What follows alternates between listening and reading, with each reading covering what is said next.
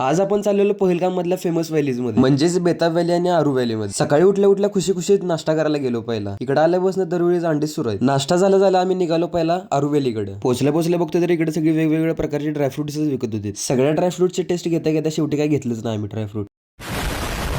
इथला व्ह्यू तर direct पिक्चरच्या scene सारखा दिसत होता. जिकडे बघल तिकडे पांढरा आणि हिरवच दिसाल. सगळं पांढरे हिरवं निळं पिवळं सगळं बघून झाल्यानंतर आम्ही निघालो बेताब व्हॅली. आणि माझा भगवा शर्ट तरी काय वेगळ्याच प्रकारे उठून दिसाल.